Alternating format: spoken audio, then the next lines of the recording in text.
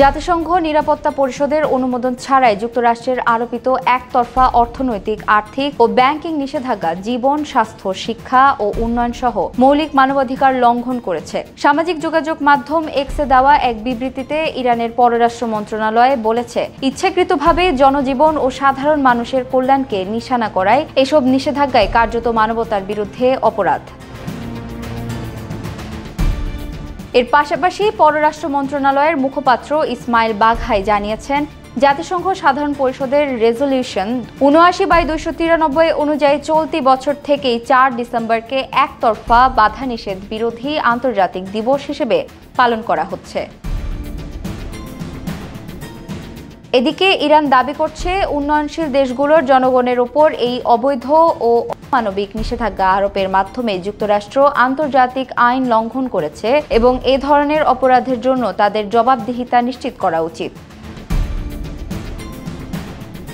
দেশজুড়ে তেহরানের শান্তিপূর্ণ পারমাণবিক কর্মসূচি নিয়ে ভিত্তিহীন উদ্বেগ দেখিয়ে যুক্তরাষ্ট্র ইরানের উপর কঠোর নিষেধাজ্ঞা আরোপ করে।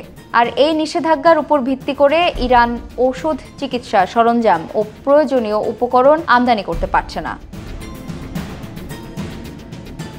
যদিও ওয়াশিংটন ও তার পশ্চিমা মিত্ররা মানবিক পণ্য নিষেধাজ্ঞা মুক্ত বলছে, তবুও গত বছরগুলোতে বহু রোগী প্রয়োজনীয় চিকিৎসা না পেয়ে মারা গেছে বা গুরুতর অসুস্থতার মুখে পড়েছে। ইরানি কর্মকর্তাদের দাবি, এসব পদক্ষেপ সাধারণ নাগরিকদের সমষ্টিগতভাবে শাস্তি দেওয়া এবং দেশের সামাজিক অর্থনৈতিক উন্নয়নকে বাধাগ্রস্ত করে।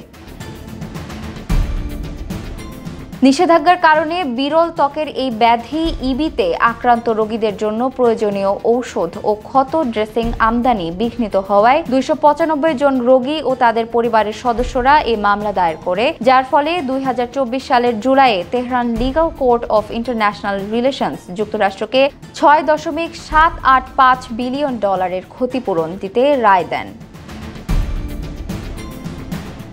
জাতিসংঘ সাধারণ পরিষদ ২০২৫ সালের জুনে একতরফা বাধা নিষেধ বিরোধী আন্তর্জাতিক দিবসটি আনুষ্ঠানিকভাবে ঘোষণা করে।